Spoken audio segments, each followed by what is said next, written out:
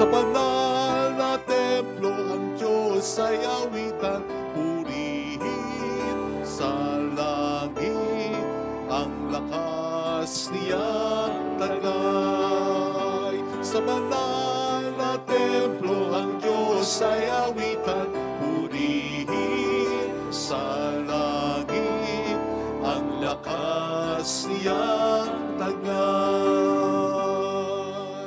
Sa ngalan ng Ama at ng Anak at ng Espiritu Santo, Amen. sumainyo ang Panginoon. At sumaiyo rin. Gunitain po natin si Santa Scholastica, dalaga, banal. Hilingin natin ang kanyang panalangin.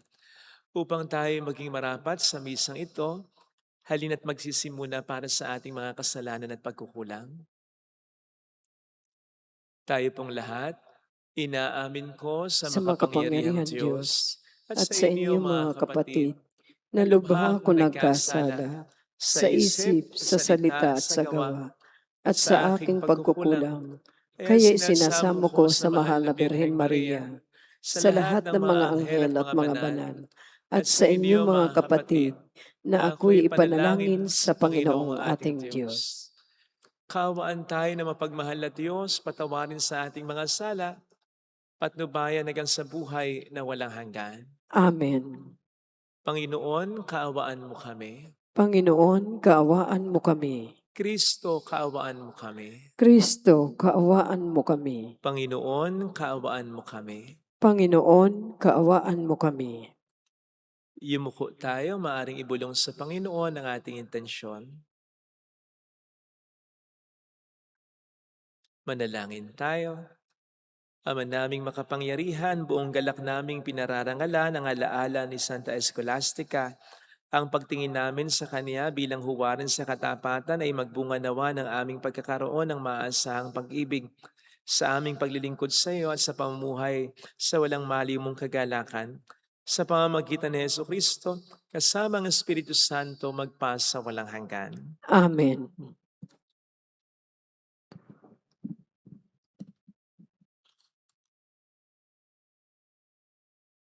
Ang salita ng Diyos mula sa unang aklat ng mga hari. Noong mga araw na iyon, tumindig si Solomon sa harap ng dambana ng Panginoon. Itinaas niya ang mga kamay at nanalangin ng ganito: Panginoong Diyos ng Israel, sa langit at sa lupay walang ibang Diyos na tulad ninyo.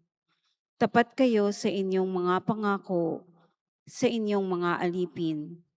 Walang maliw ang pag-ibig na ipinadadama ninyo sa kanila habang sila'y nananatiling tapat sa inyo.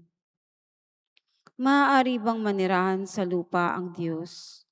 Kung ang langit, ang kataas-taasang langit, ay di sapat na maging tahanan ninyo, ito pa kayang hamak na tahanang aking itinayo. Gayunman, dinggin ninyo ang dalangin at pagsamo ng inyong alipin, O Panginoon, aming Diyos. Dinggin ninyo sa araw na ito ang panawagan ng inyong alipin. Huwag ninyong iwaglit sa inyong paningin araw-gabi ang templong ito. Yamang kayo ang may sabi na ang pangalan ninyo'y mamamalagi rito.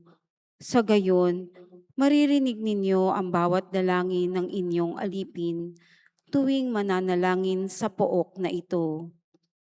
Dinggin ninyo ang inyong alipin, ang inyong bayan tuwing kami manalangin sa lugar na ito. Dinggin ninyo kami buhat sa inyong luklukan sa langit at patawarin ninyo kami. Ang salita ng Diyos. Salamat sa Diyos. Ang templo mo'y aking mahal, Diyos na makapangyarihan. Ang templo mo'y aking mahal, Diyos na makapangyarihan. Nasasabik ang lingkod mong sa patio mo ay pumasok. Ang buo kong pagkatao'y umaawit na may lugod. Sa masayang pag-awit ko'y pinupuri buhay na Diyos. Ang templo mo'y aking mahal, Diyos na makapangyarihan. Panginoon, sa templo mo, mga maya'y nagpupugad. maging ibong layang-laya, sa templo mo'y nagagalak. May inakay na kalinga sa tabi ng iyong altar. O poon, Hari namin at Diyos na walang kupas. Ang templo mo'y aking mahal, Diyos na makapangyarihan. Mapalad na masasabi, silang dooy tumatahan at palaging umaawit, nagpupuring walang hanggan. Basbasan mo, Panginoon, yaong hari naming mahal. Pagpalain mo po siya, yamang ikaw ang humirang. Ang templo mo'y aking mahal, Diyos na makapangyarihan. Kahit isang araw lamang, gusto ko pong sa templo mo, kaysa 1,000 libong araw na iba ang tahanan ko. Gusto ko pang maging bantay sa pinto ng iyong templo, kaysa ako'y mapasama sa masasamang mga tao. Ang templo mo'y aking mahal, Diyos na makapangyarihan.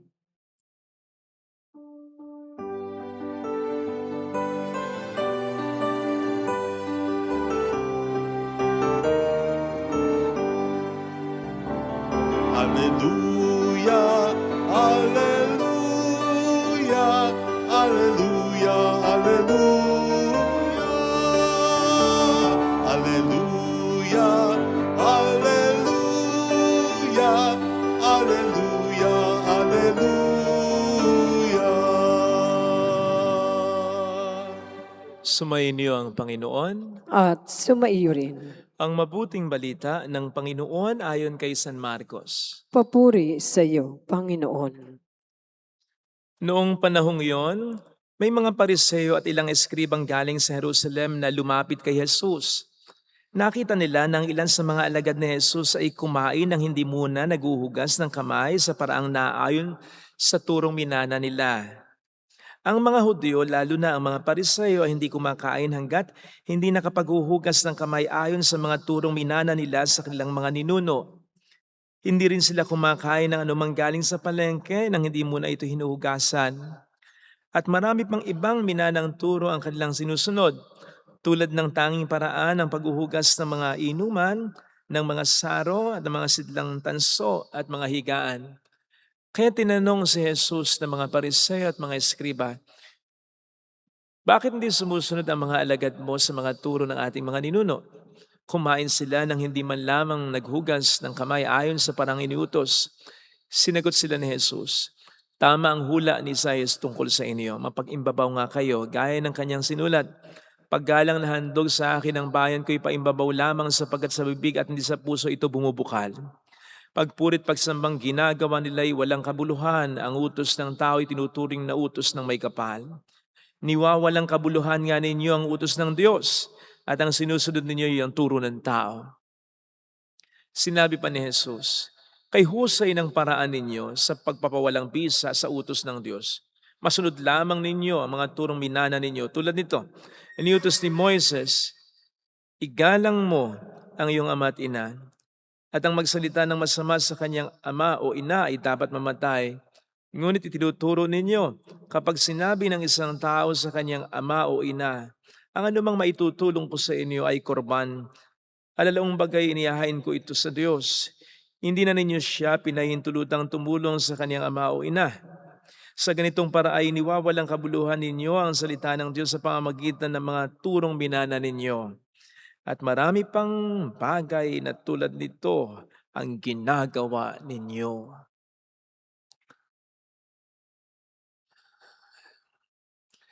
Mga kapatid, ang mabuting balita ng Panginoon. Pinupuri ka namin, Panginoong Hesukristo.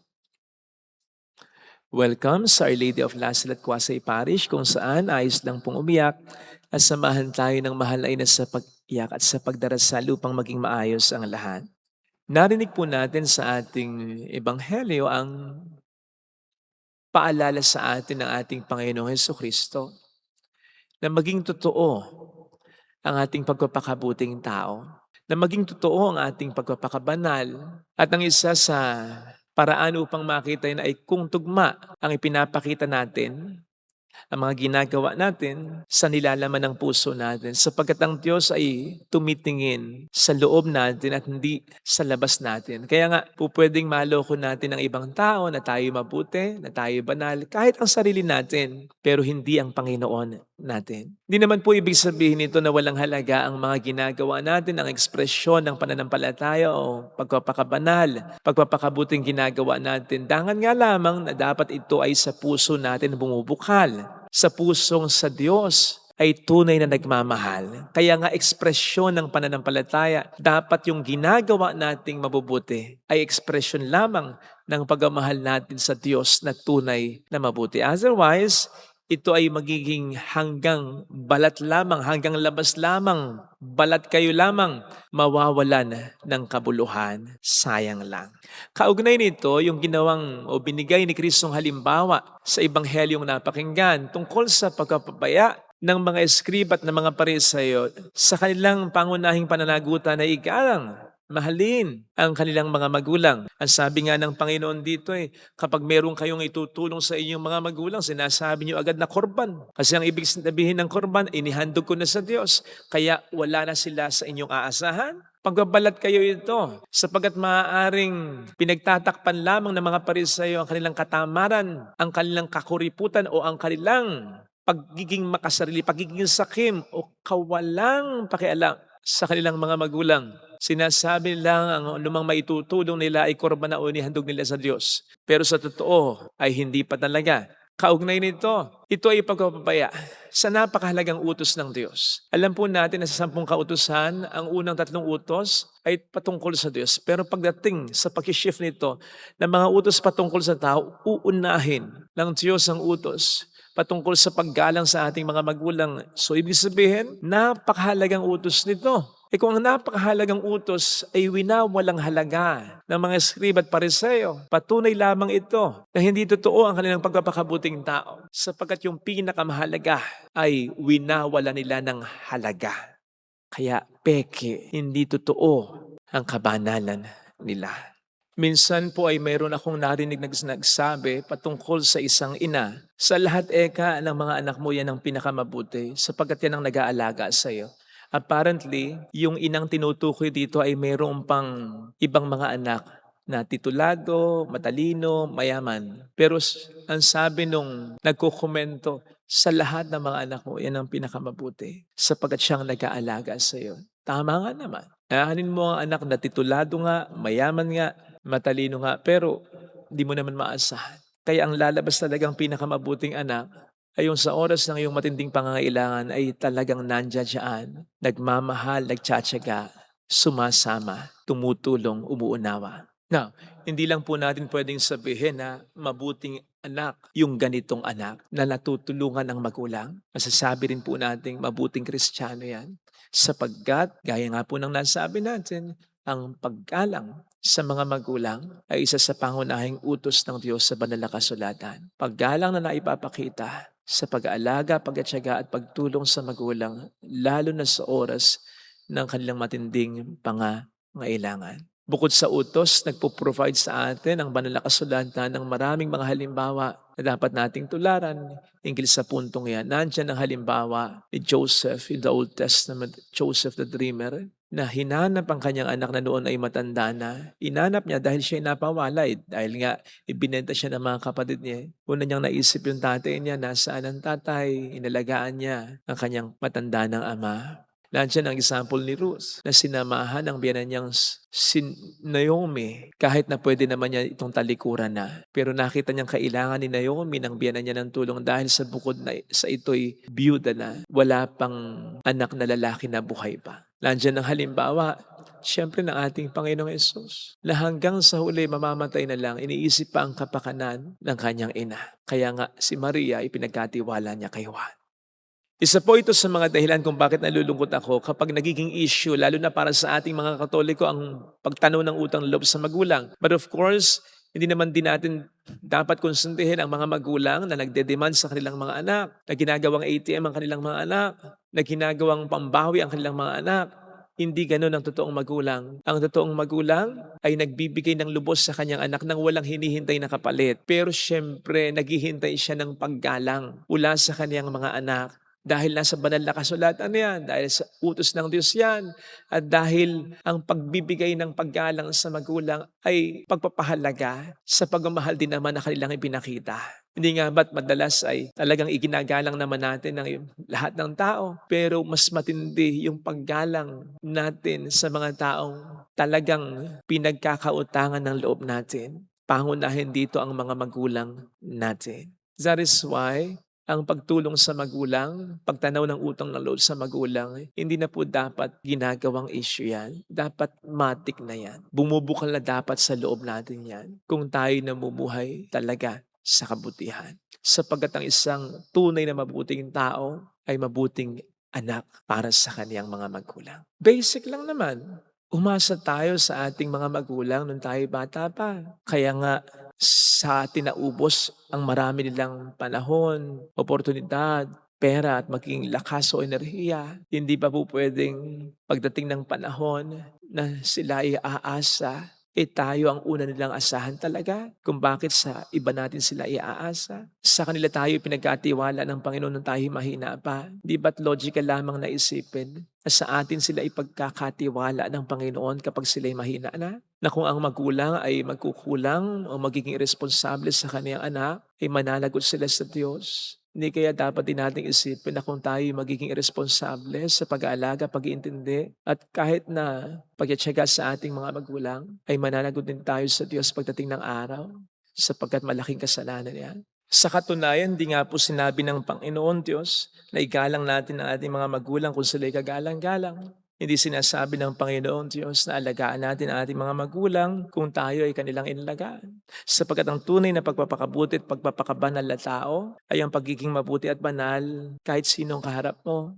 Ay ang maging mabuti at banal kahit na masamang tao ang kaharap. Kaya nga sabi ng Panginoon, mahalin natin kahit kaaway natin. Pakitungo natin ng maganda kahit ng mga hindi magandang pinapakita sa atin. Yun ang tunay ng pagpapakabuting tao.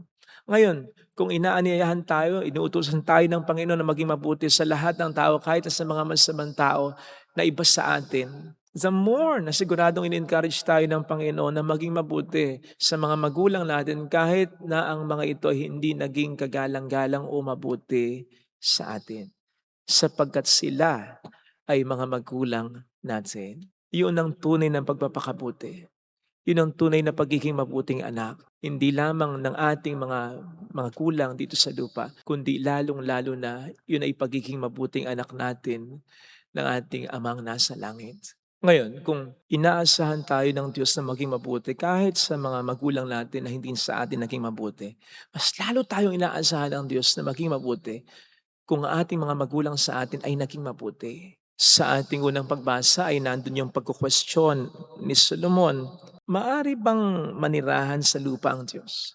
Kasi para sa Kanya, totoo naman, napakalaki ng Diyos, walang hanggan ng Diyos po. Pwede mo bang i-contain sa templo ang Diyos? Na kung isa-segue po natin sa punto na ating pinag-uusapan, tungkol sa pagmamahal natin sa ating mga magulang, mas dapat nating paglingkuran, mahalin ang mga magulang na nagpakaina, nagpakaama sa atin, na gumawa ng maraming mabuti sa atin, sapagkat sa ginawa ng ating mga ina, sa ginawa ng ating mga ama na nagpakamagulang para sa atin, nagpakabuti para sa atin, napakalaki nun. Hindi natin kayang i-contain sa isang salita yon, sa isang paraan ng pagtulong natin sa kanila. Hindi natin kayang gantihan yon. Kaya mas dapat nating igalang at mahalin ang ganitong mga magulang. Ito sana ang hiling nating biyayan sa ating banal na pagdiriwang, lalo pat ang ating napag-uusapan ay ang kabanalan ay dapat nagmumula sa loob. Tandaan po natin ang pagmamahal sa magulang, paggalang, lalo na sa kanilang katandaan, ay pagtanaw ng utang na loob. Amen. Ilagay natin ang ating kanang kamay sa tapat ng ating puso.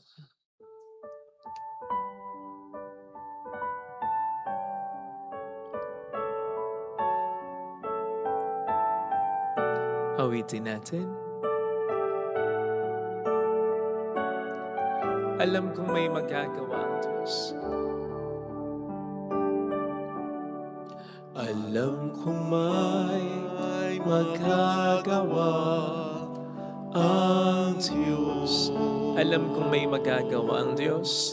Alam kong may Makapangyarihan siya. magagawa ang Walang imposible sa kung ako'y magtatapat Kung ako'y magtatapat sa Kaniya'y maglilingkod. sa Kanya'y maglilingkod. Alam kong may magagawa ang Diyos. Kung may magagawa ang Diyos. Alam kong diringhin ng Diyos ang samo ko sapagkat anak niya. Diringgin ng Diyos ang samo ko. Alam kong diringhin ng Diyos ang samo ko. Alam kong diringgin ng Diyos ang samo ko. Kung ako'y magtatapat Kung ako'y magtatapat sa Kaniya'y maglilingkod. sa Kanya'y maglilingkod. Alam kong diringhin ng Diyos ang samo ko. Diringgin ng Diyos Pumikit ang tayo. samo ko. Panginoon, tulungan mo po kaming maging totoo ang pagpapakabuti namin. Tulungan mo po kaming magkaroon ng malalim na relasyon sa iyo. Na higit pa sa lahat ng mga biyayang lagi naming inihiling, ito ang una naming hilingin na kami ay mapalapit sa iyo. Tulungan mo rin po ang bawat isa na tumanaw ng utang na loob sa kanilang mga pinagkakautangan ng loob, lalong-lalo na sa pamilya. Pagtanaw ng utang na loob sa nagpakabuting mga magulang, nagpakabuting anak, nagpakabuting kapatid, tulungan mo po kaming makita ang halaga ng mga taong kami ay binigyan ng halaga. Hallelujah! Purihin ang Diyos. Hallelujah! Pasalamatan siya. Siya ay muling babalik sa atin. Hindi niya tayo iiwan. Hindi niya tayo pababayaan. Paniwalaan natin yan. Hallelujah! Purihin ang Diyos. Hallelujah!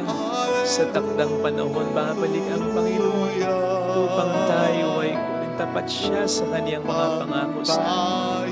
Sabihin mo sa sarili, mayroong magandang mangyayari sa iyo. Mayroong magandang Kung marunong kang tumanaw ng utang ng loob, lalong-lalo na sa mga magulang, kung lalapit ka kay Jesus, maaaring matagal, maaaring maging mahirap, pero magiging maayos din ang lahat. Mayroong magandang mangyayari sa iyo. Sa iyo, kung lalapit kay Jesus. Kung lalapit kay Jesus. Papuri sa Ama at sa Anak sa Espiritu Santo. Kaparanan sa unang-una, ngayon magpakailanman, magpa sa walang hanggan. Amen. Pag-aalay.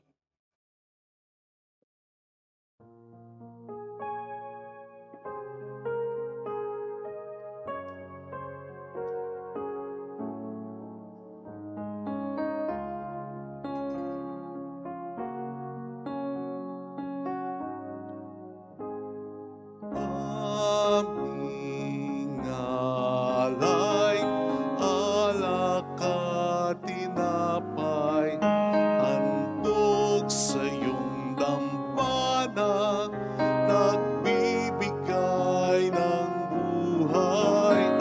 Nawa'y pamanalin itong handog naming alay, umaharap sa'yo, nagbibigay pugay. Tinapay at alak na aming pinagpaguran, bunga ng lupa at ng aming paggawa.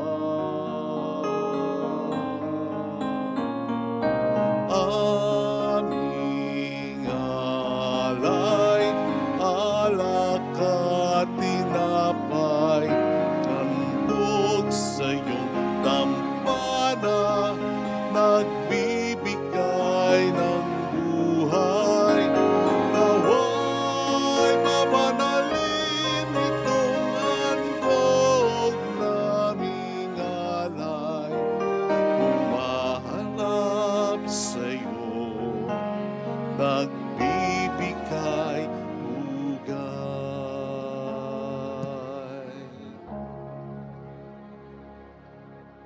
Manalangin tayo, pang ating handog ay maging kalugod-lugod sa Diyos Amang makapangyarihan. Tanggapin nawa ng Panginoon itong paghahain sa iyong mga kamay, sa kapurihan niya at karangalan sa ating kapakinabangan at sa buong sambayan ng banal. Ama naming lumikha, sa pagpapahayag namin sa iyong kadakilaan, ngayong ginugunita namin ang dalagang si Santa Scholastica, ang kalugod-lugod niyang kagitingan sa pamumuhay ay magpagindapat nawang kalugdan mo ang aming mga alay. Sa pamamagitan ni Heso Kristo, kasamang Espiritu Santo magpasa walang hanggan. Amen. Sumainyo ang Panginoon. At sumaiyo rin. Itaas sa Diyos ang inyong puso at diwa. Itinaas na namin sa Panginoon. Pasalamatan ng ating Panginoong Diyos. Marapat na siya ay pasalamatan. Ama naming makapangyarihan, tunay ang marapat na ikaw ay pasalamatan. Ikaw ay nagniningning sa piling ng mga banal na ikinararangal mo sa kanilang kabutihan. Ibinibigay mo silang huwaran namin araw-araw at katuwang sa pagsamba sa iyong kamahalan. Sa pamamagitan ng anak mo sa Heso Kristo, kami naliligid ng mga banal na tao. Sila yung mga saksi na ang pananalig sa iyo ay magaganap namin sa ikararangal mo. Kaya kaisa ng mga anghel na nagkisiawit ng papuri sa iyo ng walang humpay sa kalangitan, kami nagpupunyi sa iyong kadakilaan. Santo, Santo, Santo, Panginoong Diyos ng mga hukbo, napupuno ang langit at lupa ng kadakilaan mo. Hosana sa kaitaasan. Pinagpala ang naparirito sa ngalan ng Panginoon. Hosana sa kaitaasan. Ama naming banal, ikaw ang bukal ng tanang kabanalan. Kaya't sa pamamagitan ng iyong Espiritu gawin mong banal ang mga kaloob na ito upang para sa amin ay maging katawan at dugo ng aming Panginoong Heso Kristo. Bago niya pinagtiis ang kusang loob na maging handog, ginawakan niya ang tinapay, pinasalamatan kaniya, pinaghati-hati niya iyon, iniabot sa kaniyang mga alagad at sinabi, "Tanggapin ninyong lahat ito at kanin. Ito ang aking katawan na ihahandog para sa inyo."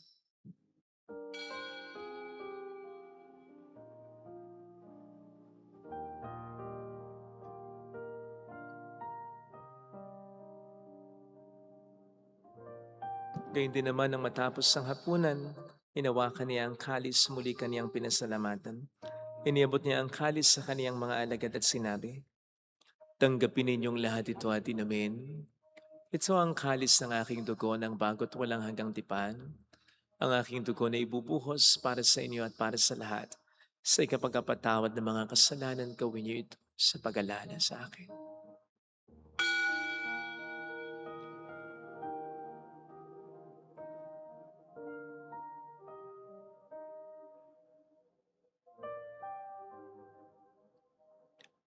Ang misteryo ng ating pananampalataya. Si Kristo'y namatay, si Kristo'y nabuhay, si Kristo'y babalik sa wakas ng panahon. Ama, ginagawa namin ngayon ang pag-alaala sa pagkamatay at muling pagkabuhay ng iyong anak. Kaya inialay namin sa iyo ang tinapay ng buhay at ang kalis ng kaligtasan. Kami nagpapasalamat dahil kami iyong minarapat at tumayo sa harap mo para maglingkod sa iyo. Sinasamo namin kami na magsasalo sa katawan at dugo ni Kristo ay mabuklod sa pagkakaisa sa pamamagitan ng Espiritu Santo. Ama, lingapin mo ang iyong simbahan laganap sa buong daigdig. Puspusin mo kami sa pag-ibig.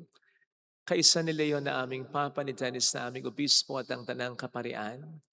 Alalahanin mo mga kapatid naming nahimlay na may pag-asang sila'y muling mabubuhay, lalo ng aming mga ipagdarasal. Saglit nating pagdasal ang ating mga kakilala na yumao na. Kaawaan mo sila at patuloyin sa iyong kaliwanagan.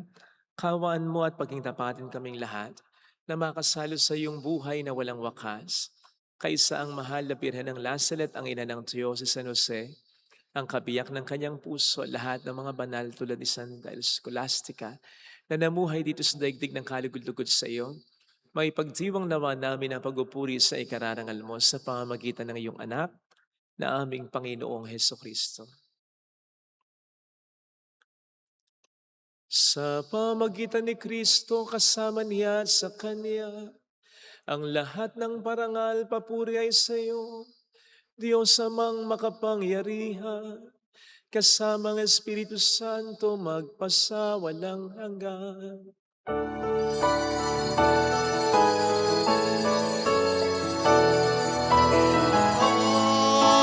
Amen, amen.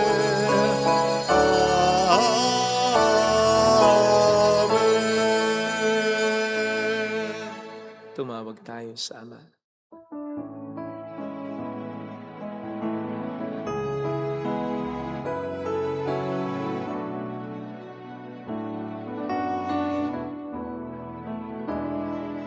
Ama namin, sumasalangit ka, sambahin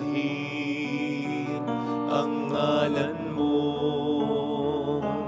mapasamin ang kaharian mo, sundin ang loob mo dito sa lupa para nang sa langit. Bigyan mo kami ngayon ng aming kakanin sa araw-araw, at patawarin mo kami sa aming mga sala, para ng pagpapatawad namin sa nagkakasala sa amin.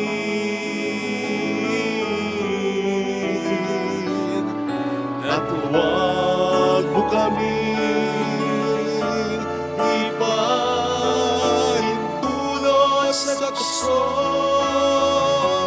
at iadya mo kami sa lahat ng masama.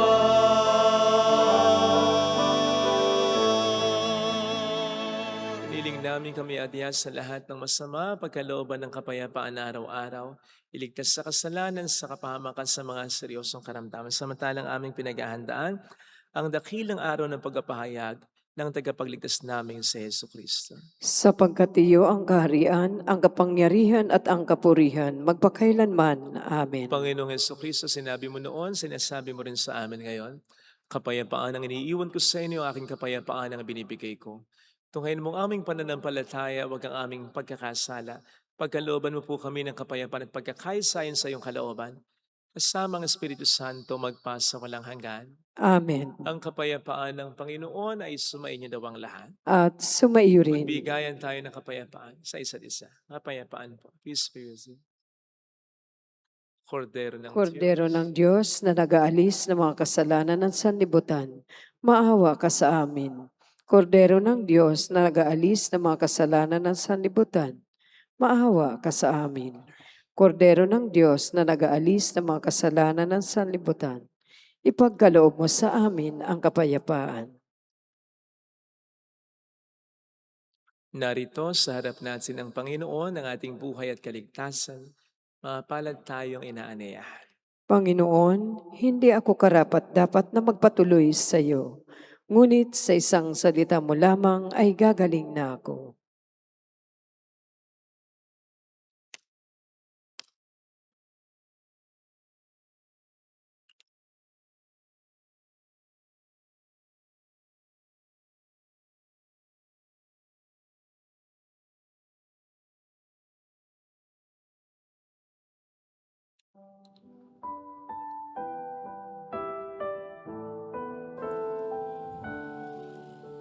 Panalangin para sa espiritual na pakikinabang. Mabuhay sa Panginoong Hesus, ako ay naniniwala na ikaw ay nasa kabanal-banalang sakramento.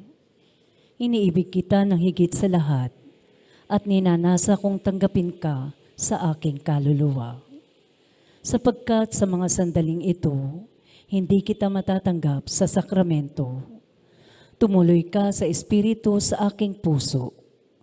Niyayakap kita na para bang naririto ka na. Inaalay ko ng buong buo ang aking sarili sa iyo. Huwag mong hayaang mawalay ako sa iyo. Amen.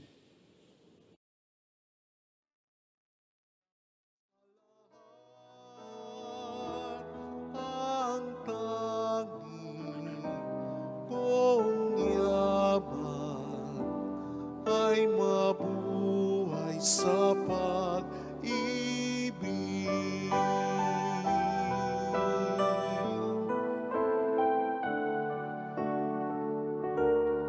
Ang mabuhay sa pag-ibig ay paglalayag na hantong ay payapat may galak sa maalab na udyok ng pag-ibig. Hinahanap kita sa aking kapwa, ang siyang tanging tumatanglaw, bituin sa aking patnubay, diwa sa paglalakbay, sandigan lakas at tibay, laging awit ang sagisag, ang mabuhay sa pag-ibig.